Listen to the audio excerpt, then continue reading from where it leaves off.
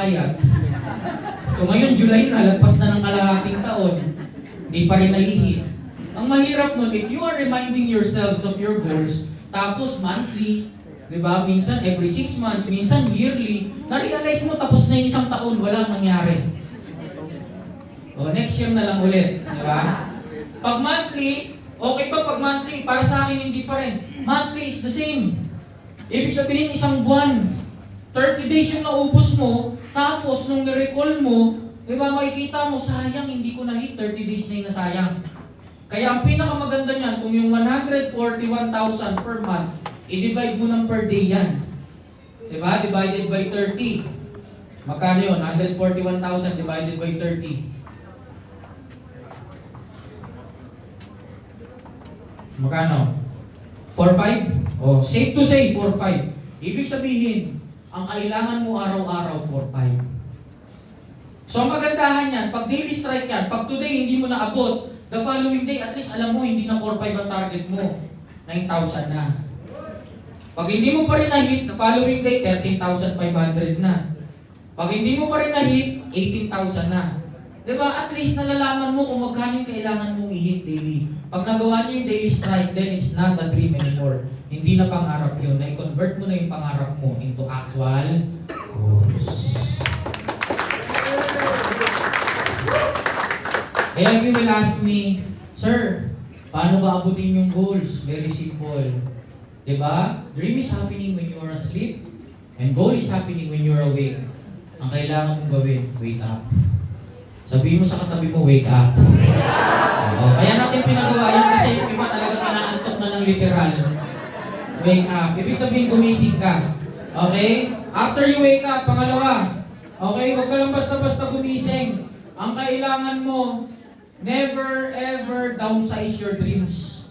Kasi karamihan sa atin pinapaliit yung pangarap para maging goal. Diba, nung mga bata tayo, tataas ng pangarap natin. Ako, pangarap ko nung bata ako maging lawyer. Tapos na-realize ko, yung 4th year sa high school, hirap ako makasurvive. 10 years pa pala sa college yung lawyer. Economics na lang. O, tapos 2 years na ako sa college, networking na lang. Biro lang po. Karamihan kasi sa atin ang iniisip yung mga walang magawa sa buhay, networking ang bagsak eh. Hindi totoo yan. Alam niyo po ako, nung 18 years old po ako, before ako magpunta sa Africa, hindi po basta-basta iniwanan ko sa Pilipinas. I am studying at De La Salle University, Manila. DLSU po ako nag-aaral and I'm studying economics. Pero sa pag-aaral ko ng economics, nakita ko kung gaano kaganda ang network marketing. Okay? So I burned bridges. Ang sabi ko, kahit anong mangyari, pupunta ako ng Africa. Alam niyo po, before I came to Africa, yung mga kaibigan ko kasi, very close sa akin kasi yung iba, alam niyo naman, pagka medyo maganda, especially pag mathematics, favorite ko yan, maraming mga kumukopya, ganyan. So nalungkot sila, wala na sila makukopyahan. Sabi nila, saan ka pupunta? Kasi nagpa-file na ako ng leave of absence sa school. Saan ka pupunta? Sabi ko, pupunta akong Africa. Tinawanan po nila ako. Sa dami-dami ng bansa, bakit Africa pa? Tinanong nila ako, marami namang magagandang industry, oil industry sa Africa. Anong industry ba? Sabi ko, network marketing industry. Mas lalo mo nila akong pinagtawanan. Sa dami-dami lang pwedeng gawin, bakit networking?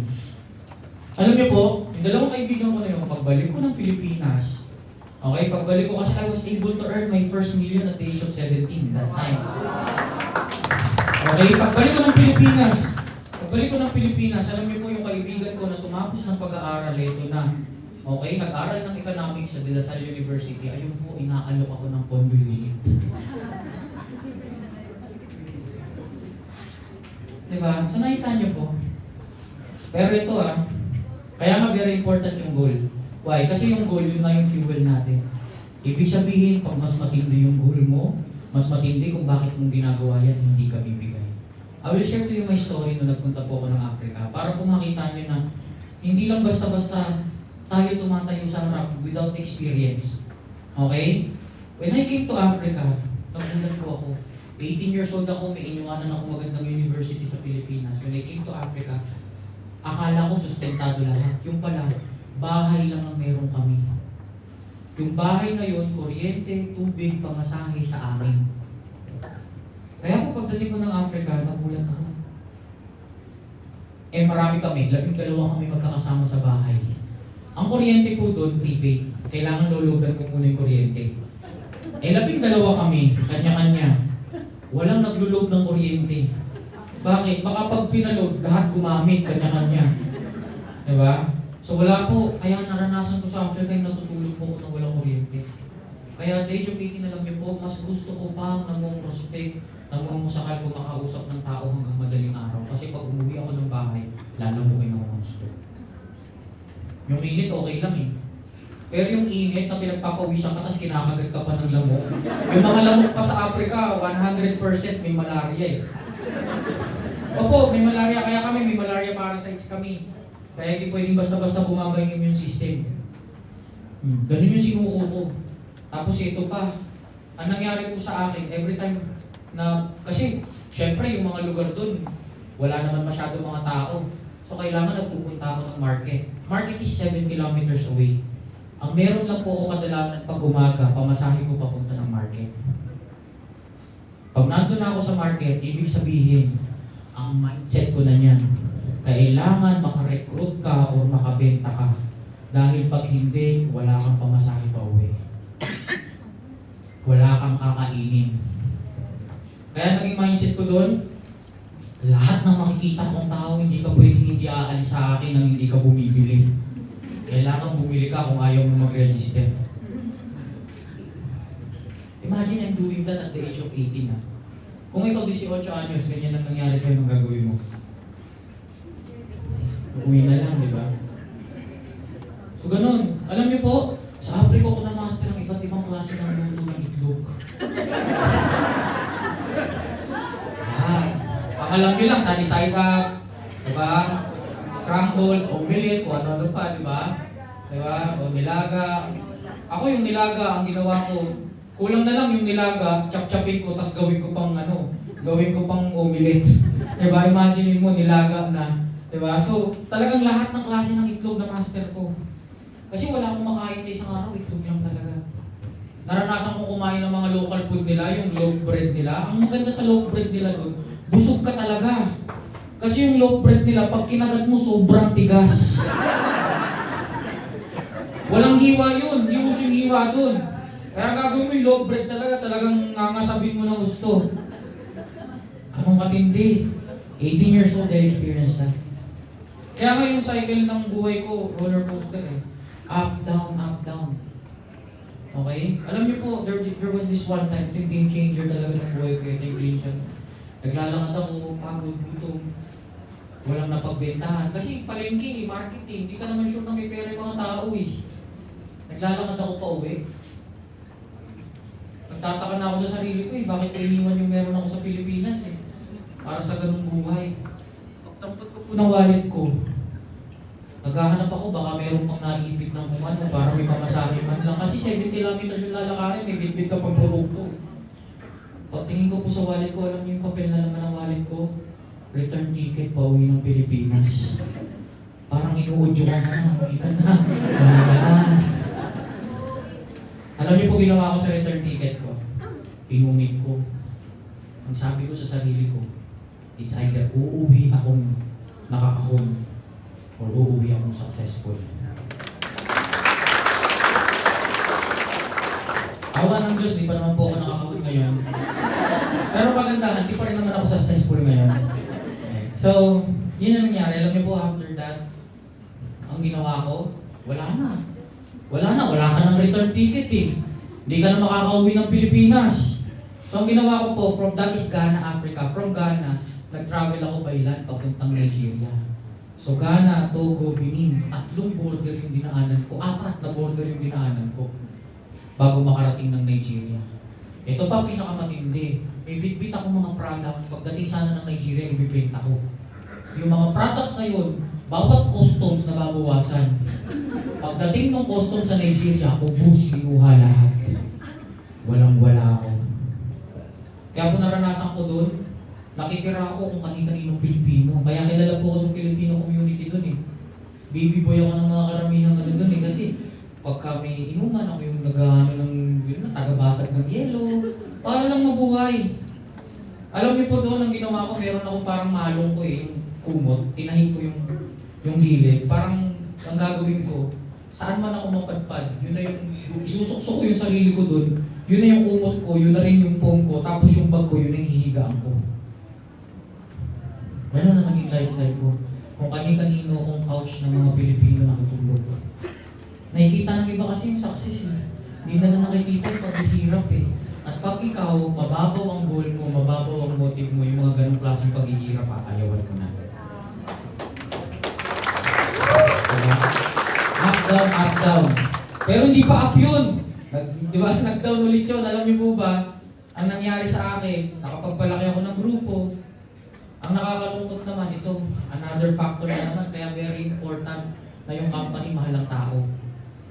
Yung company po na wino-workout ko that time, nagulat ako. After ko mag-train ang unang 3 batches ng speakers, biglang may dumating na immigration. Alam na ako, expired pala yung visa ko. Binigay ko sa company yung passport ko 2 weeks before mag-expire, hindi pala nila ni-renew. Kaya nangyari, expired. Nakulong pa po ako dun, imagine at the age of 18, nakulong ako sa immigration. Kaya tinanong ko sa sarili ko, para sa akin ba talaga yung networking? Okay lang sana kung nare-reject ka, tapos nasa Pilipinas ka, wala kang makain, may mga tito, tita na malalapitan. Pero yun, Africa, wala akong ibang malapitan. Tapos nakulong pa ako. Buti na lang po, nakapag-conduct ako ng seminar sa palasyo ng isang king, kasi tribal dun eh. So yung isang king doon, nakapag-conduct ako ng seminar sa palasyo niya, tinulungan niya ako para makalabas sa immigration. Dinala po ako sa airport. Sa airport, nag-stay ako sa mga unclaimed luggages. Imagine mo yung nangyari sa buhay ko nun. Tulog ka sa mga unclaimed luggages. Para lang ma-disembark, matatakan lang yung passport ko. Na makauwi ako ng Pilipinas, na wala akong deportation. Nakauwi po ako ng Pilipinas. Alam mo, pag-uwi ko ng Pilipinas, para akong tinunaw na ice cream. Wala na, ayoko na. Diba? Imagine mo, kalaban mo, hindi lang market, pati yung kumpanya mismo, kalaban mo. Pagka nangyari po sa inyo yun, mag-networking pa ba kayo? Hindi na. So ako po, ginawa ko, pinunit ko yung passport ko, sinunod ko. Nag-process ako ng panibagong passport para malinis. At hindi ako nagsawa, bumalik pa ako ng Africa.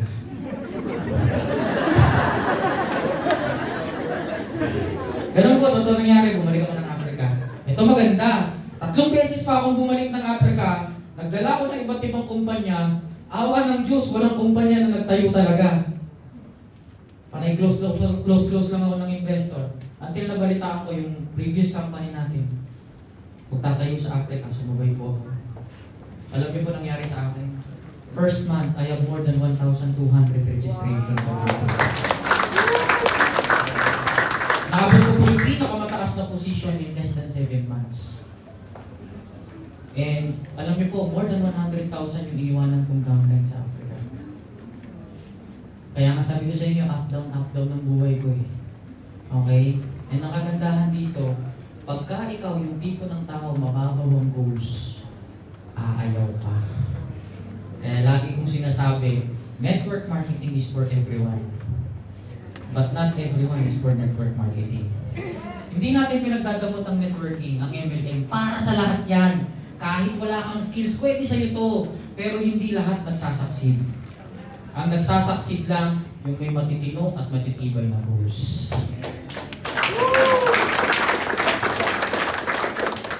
Kaya po, I'm speaking in front of you na hindi po concept yung binabagsak ko sa inyo. It's actual experiences, mga tunay na pangyayari sa buhay. Na kung mahina-hina ang goal mo, ikaw mismo hindi na magtutuloy-tuloy. Kaya very important yung daily strike. Importante na inaaraw-araw mo yung goal mo. Para pag medyo nanghihina ka na, medyo tinatamad ka na, paalala mo sa sarili mo, ano ba yung goal ko? So now, there are 4 P's. May 4 tayong dapat tandaan in setting our goals. Okay? Ano yung 4 P's na yan? Number 1, okay? Your goal should be, ang goal mo dapat positive. Kailangan positibo.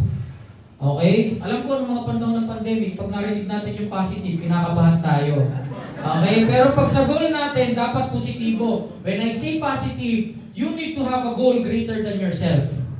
Okay? Ano ulit yun? You need to have a goal greater than yourself. Bago mo iset yung goal mo, dapat alam mo to.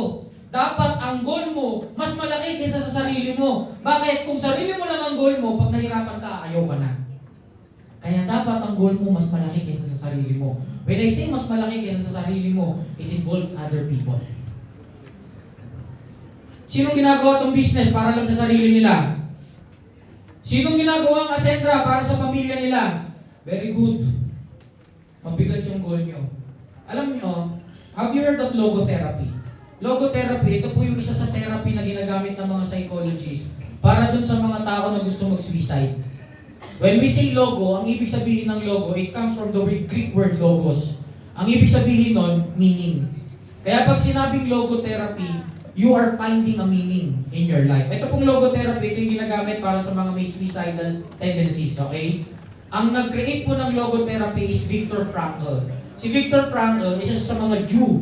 Okay, isa sa mga Hudyo na nakaranas ng Holocaust.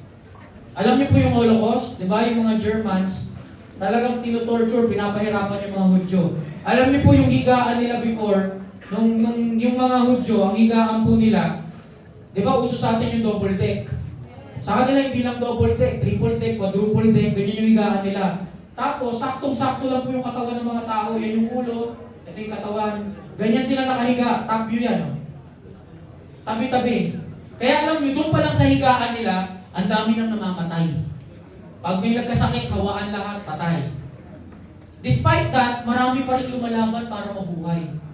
Kaya ang ginagawa ng ibang mga German, talagang sinasaktan. Ang favorite nilang gawin, yung talampakan, binubutas.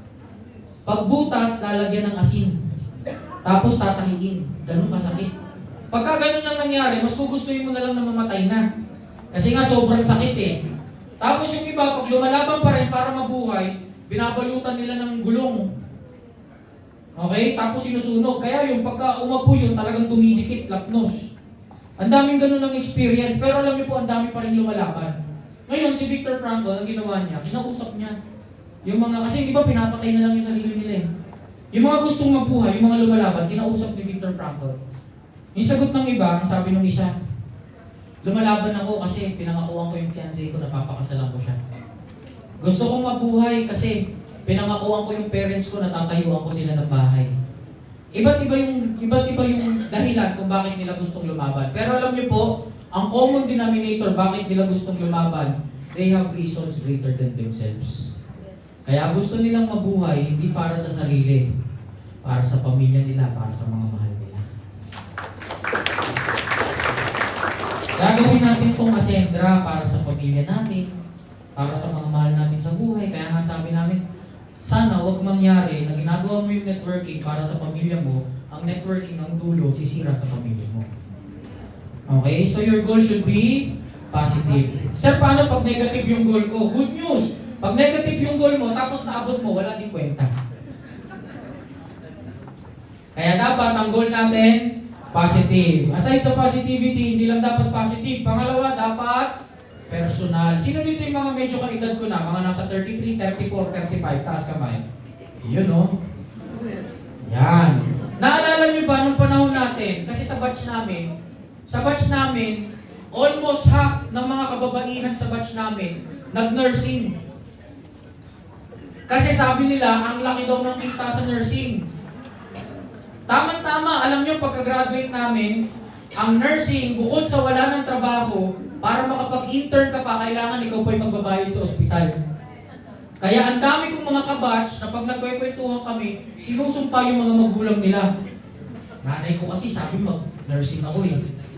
Diba? So ang dami mga nurses no, na wala talagang trabaho. Kaya ang sabi, malaki ang income sa ibang bansa. Okay? So ano nangyari? Kasi ang goal hindi personal. Binasi mo sa ibang tao. Diba? Lagi niyo pong tatandaan, success is one of the most complicated word that we can find. Bakit?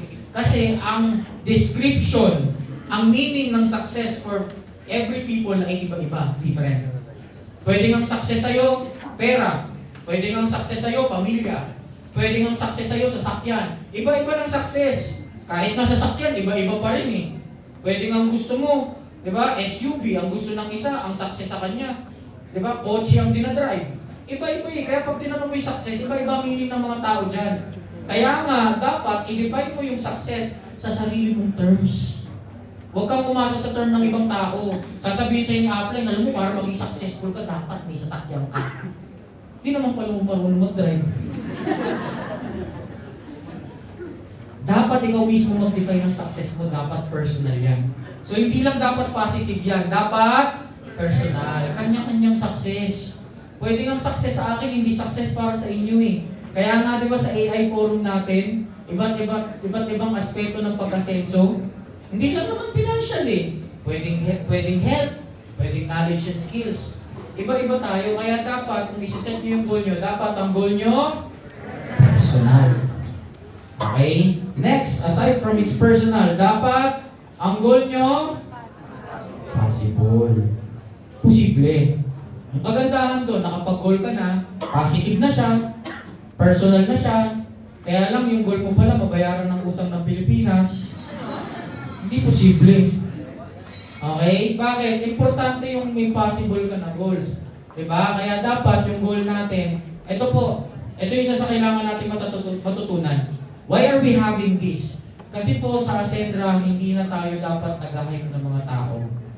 Sa Ascendra, ang importante sa atin, possible na goals lang.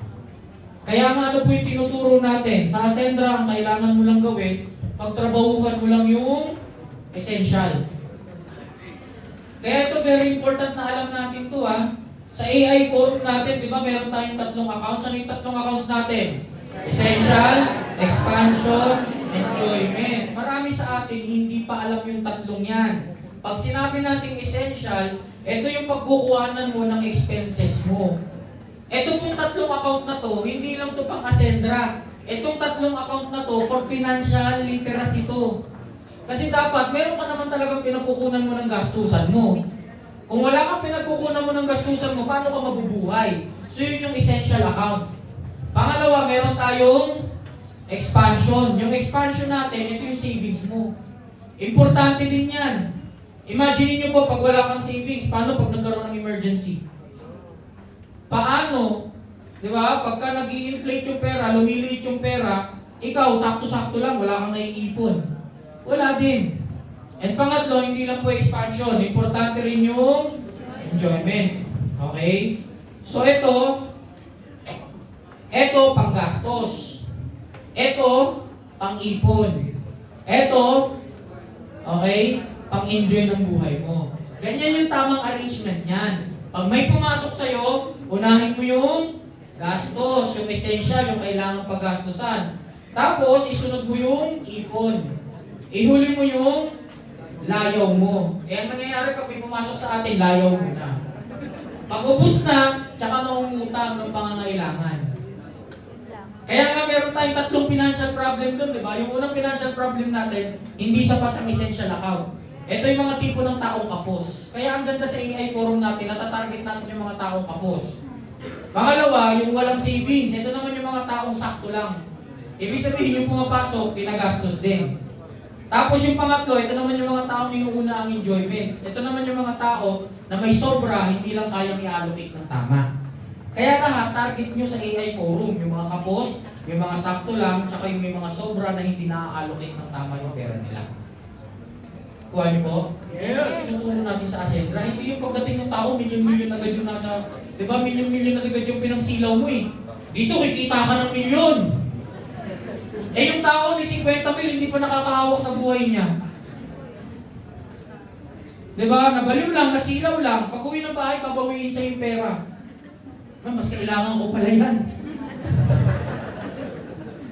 Hindi mo pinresenta ng maayos yung business eh. Diba? Kaya nga yung goal na yan, very important yan kasi yan din yung naka-align eh. Kung ano yung goal mo, yun din yung sineset mong goal sa ibang tao. Mamaya po, may papakita tayo dito. Okay, may papakita tayong tools. Starting today, ibibigay natin sa mga founding partners yon. So kung sino po yung mga founding partners na apply nyo sa grupo nyo, kunin nyo po sa kanila po kayo makipag-coordinate. Ito po, kung paano mo tatargetin yung essential account mo. Bakit? Kasi ang kagandahan kay Ascendra, targetin mo lang yung kailangan mo, yung essential para sa pamilya mo. Yung savings mo, sagot na ng kumpanya. Naintindihan nyo po? Pagtrabahuan mo lang kung magkano yung pangangailangan mo, yung ipon mo, sagot na ng kumpanya.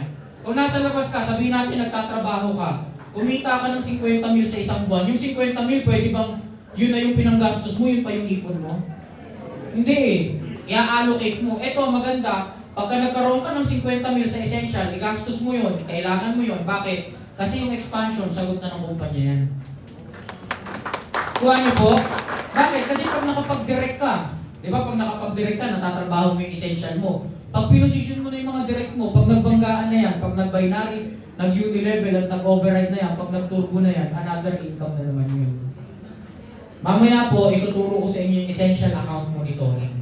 So ito yung tamang pag-goal set na ng mga downlines natin. Hindi na ito yung hyping. Okay? So ibig sabihin, yung goal mo dapat possible. And lastly, malapit na po tayo matapos. Yan ang favorite natin, yung last eh. Diba? Favorite number, last. Lastly, hindi lang siya kailangang positive, hindi lang siya kailangang personal, hindi lang siya kailangang possible. Dapat prioritized din siya. When we say prioritize, dapat inuuna mo siya. Ang hirap mo, nag-goal ka nga, tapos at the end of the day, kung kailan nakauwi ka ng bahay, tsaka mo papaalala mo sa sarili mo yung goal mo. Kung kailan tapos na yung araw, tsaka mo niremind yung sarili mo ng goal mo. Hindi. Dapat starting pa lang. Question, sino sa atin dito yung full-time? Na ito lang ang ginagawa. Ibig sabihin, ito lang ang ginagawa natin, kailangan umaga pa lang, ilatag mo na agad kung ano yung goal mo sa business. Umaga pa lang, i-prioritize mo na. Umaga pa lang, trabahuin mo na. Huwag yung kung ano-ano ginagawa mo. Pwede bang empleyado ka, tapos yung pagpasok sa trabaho, yun yung hinuhuli mo? Diba, sa trabaho nga, alam natin yung tamang disiplina eh. Tapos pagdating sa network, inuna mo iba-ibang bagay, ihuhuli mo yung network. Tapos galit na galit ka kay upline, bakit di ka successful? Kailangan prioritize ng goal natin. I will teach you a concept. Itong concept po na to, okay? I call it the priority coordinate plane. Ito po, dinerive natin to from Stephen Covey. Okay, so medyo tinwik lang natin ng konti. Pwede nyo pong gamitin sa sarili nyo to at pwede nyo po itong gamitin sa mga grupo nyo. So we have the priority coordinate plane. Diba? Sa mathematics, alam natin yung Cartesian coordinate plane. Huwag kayong mag-alala, hindi po ito mathematics. Okay? So meron tayong, di ba sa mathematics, ang tawag natin dito x-axis ba yan? Di ba? Tapos ito y-axis. So, ngayon, ito, line of urgency to. Yung pahiga. Ibig sabihin yung kailangang unahin pag nandiyan. Itong patayo naman, this is the line of importance. Yung mga importante. Sir, magkaiba ba yun? Yes, magkaiba yung urgent at important. I-define natin. So pagdating dito, ibig sabihin, positive siya sa line of urgency, positive din siya sa line of importance. Ito yung mga urgent na importante pa, yan yung quadrant 1 mo. Okay? So yan yung tinatawag nating now quadrant. Ibig sabihin, urgent na siya, importante pa siya. Halimbawa, sa isang estudyante, okay? Pag sinabing estudyante, iba-ibang perspective po ito ha. Makinig po kayo, iba-ibang perspective. Maraming natitiso dito kasi iba-iba yung perspective. Sabihin natin, sa perspective ng isang estudyante, pag pinagawa ka, pag meron kang quiz, urgent ba yun sa pag-aaral mo? Yes. Importante ba yun sa pag-aaral mo? Yes. So yun yung mga bagay na urgent na, importante pa. Yun yung mga now.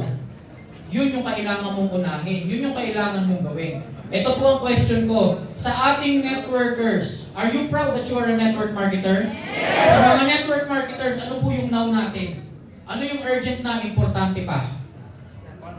Sagot! Sige, sigaw nyo. Ano?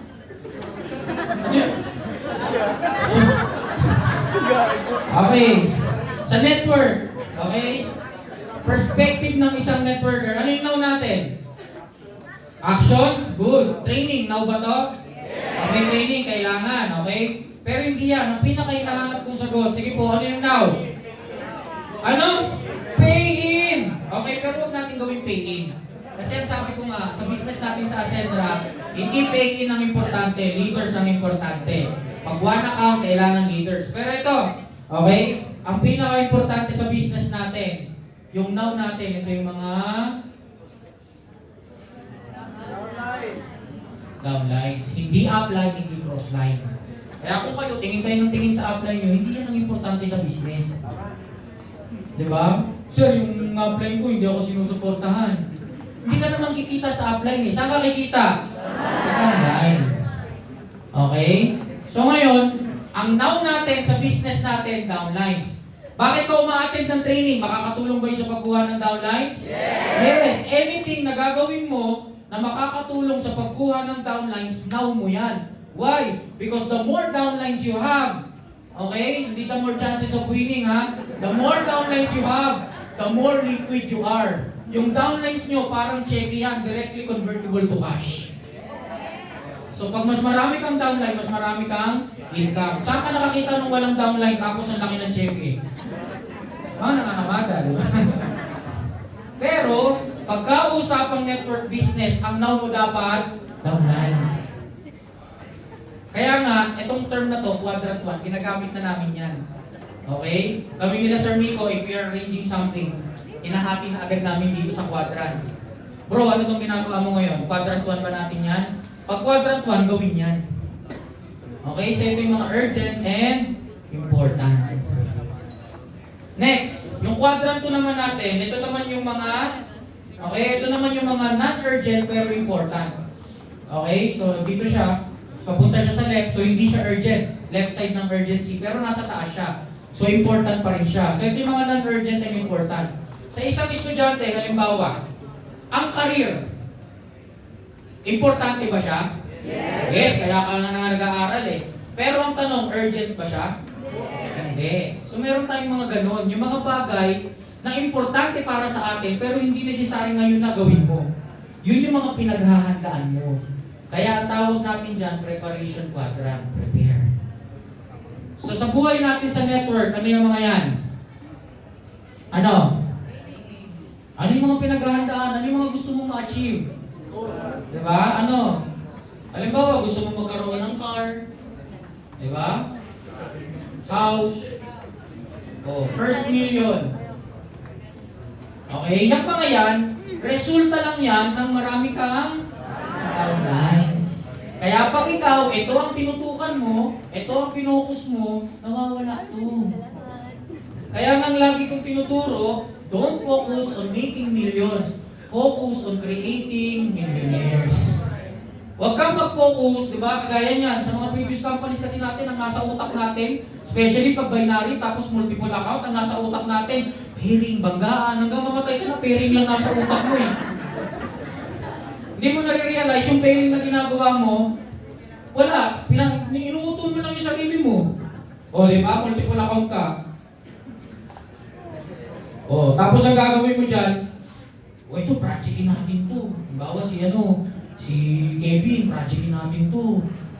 Ang gagawin mo dyan, pag pinaproject mo yan, may mga waiting to, nauubos. Pag tapos mong projectin, sino next na projectin natin? Si Grant naman. Grant, ito naman, projectin natin. Diba? Hindi mo naisip, binangga mo sa sarili mong effort, sarili mo ng effort din naman. Nauubos na naman yung waiting. Bus na! Hanap na naman tayo ng panibagong times 2, panibagong times 3. Nasa isip mo, times 2, times 3. Alam niyo po sa Ascendra, hindi times 2, times 3 importante. Ang dapat nasa isip niyo, 2 years from now, 3 years from now, ano yung income mo? Nasa isip mo agad, times 2, times 3. So ito ka ngayon, para mag times 2, times 3, register ka, associate. Tapos niregister mo buong pamilya mo, associate. Ang galing, 7 accounts, puro associate. Paano lalaki grupo mo niyan? Pipigilan mo mag-executive eh. Dapat lahat ng sasali sa'yo, associate lang para hindi masayang yung points. Pag may nag-executive sa ilalim, instead na 10K yung kikitain mo, tigsi 600 lang. Ano naman kung tatlo yung babanggaan, tigsi 600 lang naman. Paano bang kaysa gawin mo yan? Mag-isang executive account ka.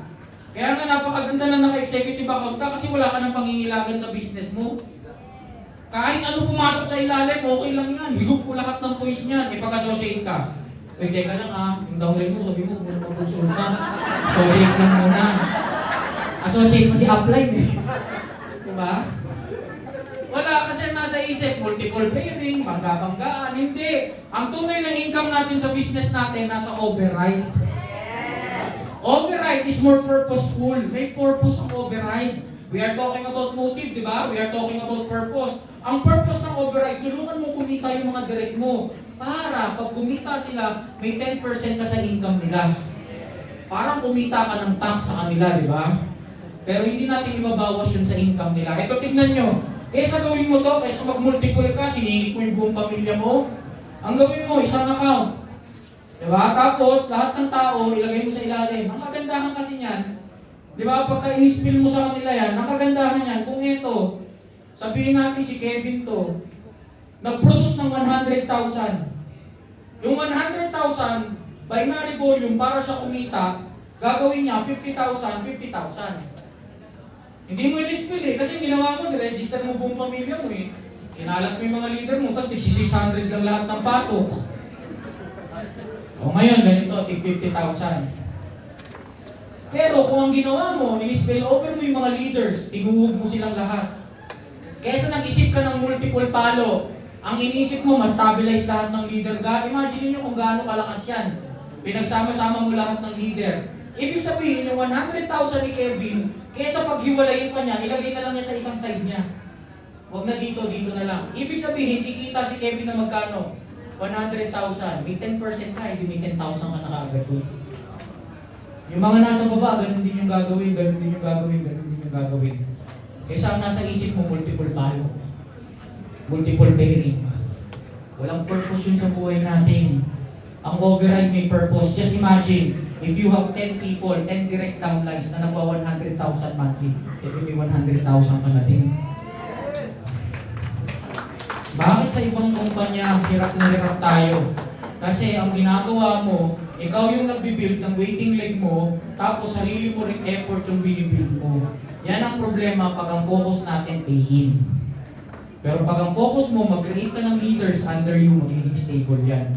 2 years from now, 3 years from now, pag nagsi-6 digits ka na, hindi na ganun yung income mo, hindi na up, down, up, down. Kasi up dahil may banggaan. Back down, mag-iipon ulit ng banggaan. Up, may banggaan ulit. Down, mag-iipon ulit. Hindi na. Dito, after 2 years, after 3 years, stable, tuloy-tuloy yung income mo. Kung nagsi-6 digits ka, tuloy-tuloy yan hanggang 7 digits. Hindi ako nangangako, basta gawin nyo ng maayos yung business mo. Okay? So what is your now? Downlines. Yung mga pangarap mo, i-focus mo dito. Kasi yung downlines, pag ito pinocus mo, kaya mo magkaroon ng sasakyan. Pero pag nagkaroon ka ng sasakyan, hindi necessary magkakaroon ka ng downlines. Ano nasa isip mo? Pambaliw lang. Diba? Tinatapos na natin yung concept ng hype ng baliwan sa network natin. We want it more sustainable. Mamaya ipapakita ko po sa inyo yung isang sustainable system na pwede natin gamitin sa mga grupo natin. Okay? So now, prepare. Pangatlo, ito naman yung hindi na urgent, hindi pa importante. Okay, ano yan? That is the waste quadrant. Alam niyo po, maganda i-apply nyo rin to. Pag uwi nyo sa mga bahay nyo or even now, pwede kayo magsulat ng 4 na quadrant. Ilagay mo yung now mo, downlines. Okay, tapos ilagay mo kung ano yung mga pwede mong gawin para dumami yung downlines mo. Then kung ano yung prepare mo. Ito naman, ito yung magandang ma-identify. Kasi ito, hindi tayo honest eh. But we know that there are lots of waste of time na ginagawa natin. Especially right now na nasa social media era tayo, nararamdaman niyo ho ba na pag nag-browse kayo ng reels sa Facebook or ng videos, 2 oras na hindi ka pa tapos. Diba? Kagaya ko, yung gustong-gusto ko yung nanonood ng mga basketball plays. Pagka doon ka napatagal, mamaya-maya pag puro scroll ka, puro basketball na yung nandoon. O, kaya pagka meron yung mga sumasayaw na babae, alam niyo na yun. Doon nagtatagal yun. Diba? Pero makikita nyo, ganun katindi ang social media, may sariling algorithm para talagang i-draw ka. Kaya for me, yung too much na paggamit ng social media, waste yan. Ano pa po yung mga waste of time na nagagawa natin? Be honest. Ano ba? Chismis. Chikahan. Oh, totoo yan. Alam niyo tawag ko dyan? Overbanding. Diba? Minsan nasusobra ng banding. Aabutin naman, kung kayo, diba, enjoyment nyo yan, relaxation yan, okay. Pero diba, kung aabutin ka lang hanggang umaga, tapos nagbabanding lang, itulog nyo na lang para kinabukasan may lakas kayo. O sa mga bata-bata, siguro okay pa yan. Pero sa mga edad namin, pag pinuyat ka na rin, medyo iba na rin yung hingal eh. O, diba, ipahinga nyo na lang. Diba? O overbonding, too much social media. Kailangan i-identify nyo kasi lahat po tayo nabiyayaan lang ng 24 hours a day. Walang labis, walang kulang. Walang may 25 hours sa isang araw dito. Magiging productive ka on how you use it. Kaya nga lagi kong sinasabi, being busy is different from being productive. Iba ang busy sa productive. Kaya pag kinausap mo, kamusta ka na? Apply, busy lang. Huwag dapat busy, dapat productive. Kasi may kakilala naman ako, hindi sobrang busy pero productive eh. May mga kilala rin ako na laging busy pero walang production. Huwag tayo maging busy, maging productive tayo. So yung waste na yan, anong kailangan gawin dyan? Dapat i-eliminate nyo na yan. So listan nyo yung mga waste, yung mga aksayang nagagawa natin sa oras natin. And then lastly, quadrant 4, ito naman yung mga urgent pero hindi importante. Okay, halimbawa sa mga estudyante, household chores, may papagawa sa bahay. Urgent yun, di ba? Pero hindi naman importante sa pag-aaral. Pero kailangan gawin mo. Sa atin, sa network, meron din. Sino dito yung mga magulang na may mga batang anak pa? Ayan, minsan pag kailangan silang alagaan, urgent sila. Pero hindi sila important sa business natin. Take note, hindi ko sinabing hindi sila importante. Hindi lang sila importante sa business. Kaya nga sabi ko, iba't ibang perspective eh. Okay? So ngayon, ito yung mga challenge na nararanasan natin sa buhay natin. Ako po, meron akong isang downline na kinausap before in my previous company. Sabi niya, sir, mag-quit muna ako sa business or stop muna ako sa business. Bakit? Kasi yung nanay daw niya may sakit. So yun, urgent yun. Ibig sabihin, pag meron may sakit, kailangan mong alagaan. Pero yung nanay mo, hindi naman siya important sa business. I mean, hindi siya substantial part ng business. Okay? So yun yung mga bagay na kailangan balansehin natin. Alam mo ito yung sagot ko sa kanya. Ano ba perspective mo? Ang perspective mo ba isa kang anak? O ang perspective mo ba na mas mabigat, isa kang networker? Kasi pag anak ang perspective mo, unahin mo yun. Pero pag networker ang perspective mo, unahin mo yung business. O ngayon, baka isipin nyo si Sir na mo, walang puso, pinauna yung business. Ganito po ang explanation ko dyan. Tinanong ko siya, ikaw ba, magbabantay ka sa nanay mo, ilan ba kayong magkakapatid na pwedeng magbantay? Ikaw lang ba? Meron naman daw. So, ibig sabihin, meron pwedeng magbantay. Ang next na question ko sa kanya, sa perspective naman ng business, sa inyo ba, marami bang kumikita? Sabi niya, wala. Siya lang daw yung kumikita. So sabi ko, tingnan mo maigi, ang daming pwedeng magbantay. Tapos, ibubuhos mo yung oras mo sa pagbabantay. Samantalang, kahit gaano kayo magbantay, kung wala kayong pera, hindi nyo mapapagaling yan. Ikaw lang yung may kaya ng kumita para sa pamilya mo. Kita niyo po yung priority minsan. Minsan tricky. Minsan may naisip kang kailangan ko kasi unahin to eh. Pero hindi mo nakikita yung the other side na in the long run, hindi naman gagaling yan kung wala kang pampagamot dyan eh. Kaya that's the problem when we are talking about priorities. And ito lang po. Kaya minsan, diba kaya ako papapiliin nyo, sir, international or Philippines, minsan mas masarap sa international eh. Kasi mas malinaw yung priorities ng mga ibang lahi kaysa sa priority ng Pilipino eh. Mga Pilipino, ayoko na siyang mag-network. Bakit? Kasi namatay yung pinsan ng atin ng kapitbahay ko eh. Ang layo! Ginamit na dahilan. Kuha niyo po? Minsan ganun tayo kasi.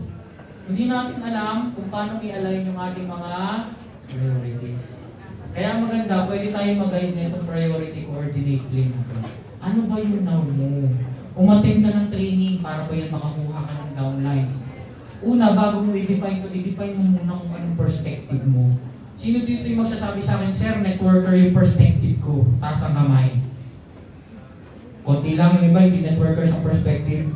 Diba? Kung network ang perspective nyo, kailangan lahat ng gagawin nyo now, makakuha ng downlines.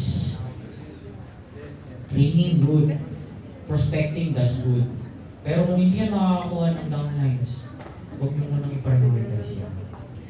Malinaw po ba? Okay, so now, meron po ako sa inyo ibibigay na guide in setting your goals, okay? So, bibigyan ko po kayo ng guide. Ang tawag natin dito, ito po yung ating essential account monitoring. So, kanina diniscuss ko po, di ba? Essential, expansion, enjoyment. Pagdating po sa Ascendra, we are not like other companies na kailangan baliwin pa natin yung mga tao.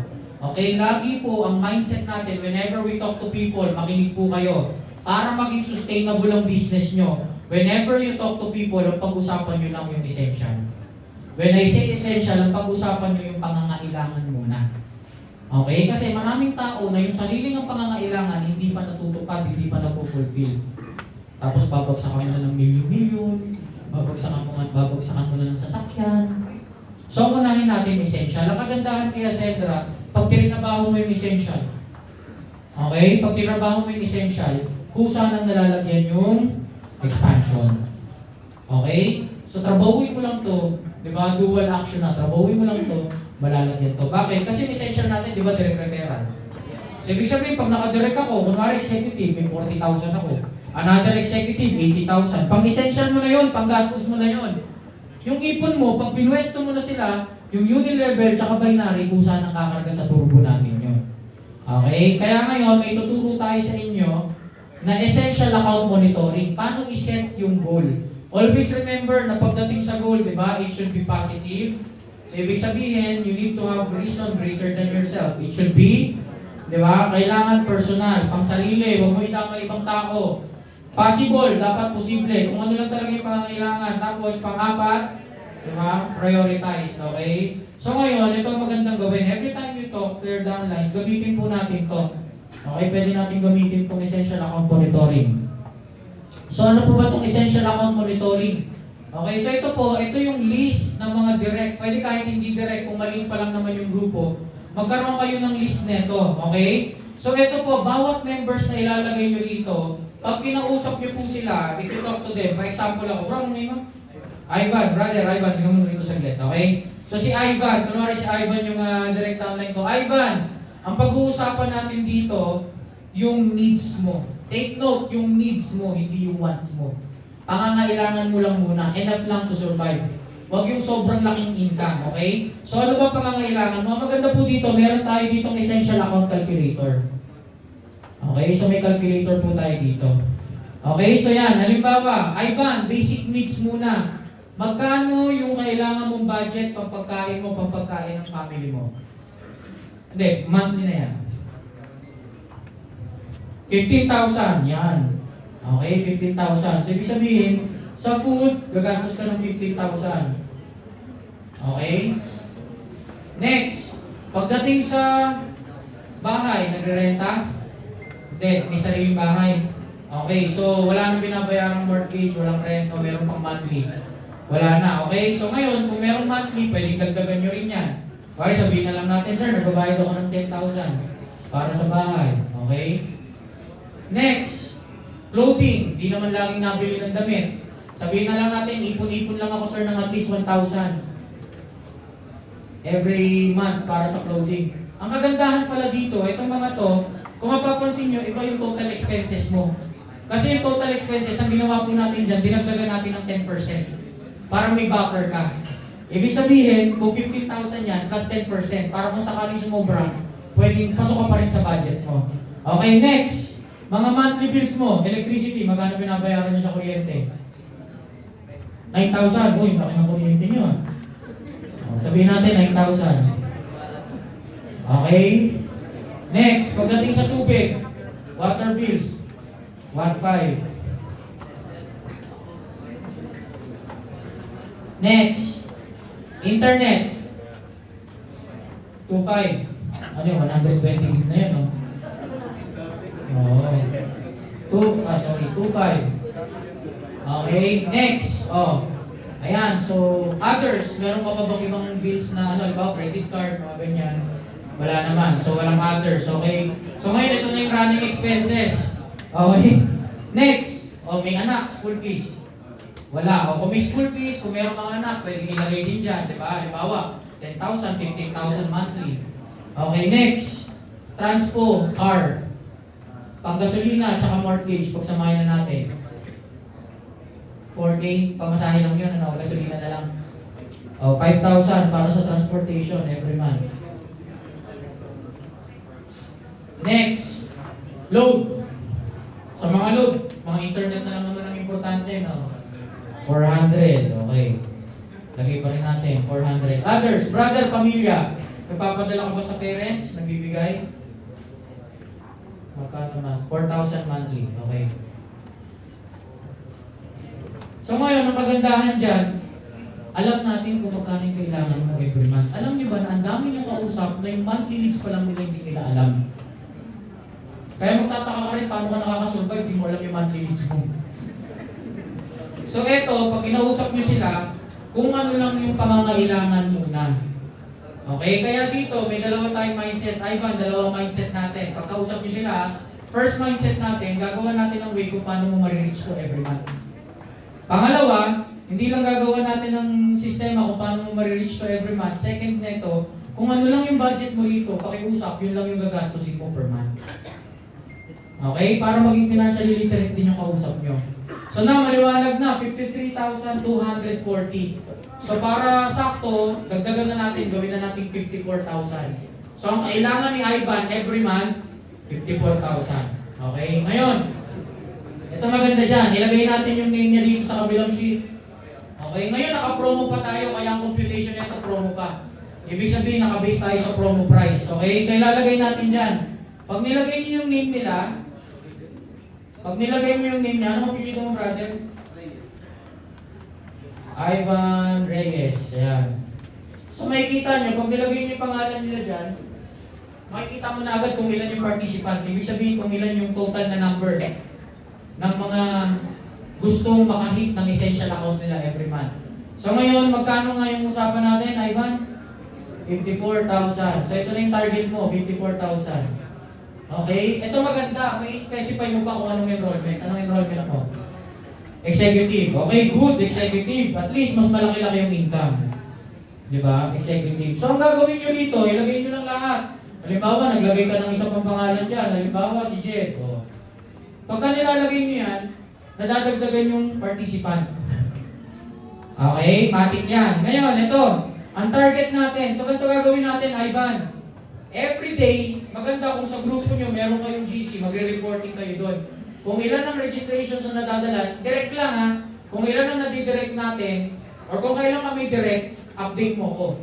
So, ito maganda. Halimbawa, today, si Ivan nakadalawang associate na direct. Makikita nyo na agad kung magkano yung achieved income niya, 3,060 pesos. So, ibig sabihin, sa 54,000, ito na lang yung remaining target niya. Bakit 3,060 lang? Kasi po, ito, minusan na natin ng 10% tax yan. Para pag nag-withdraw kayo, neto na yan. Okay? Next, sabihin natin, after 3 days, nakadala ng isang builder si Ivan.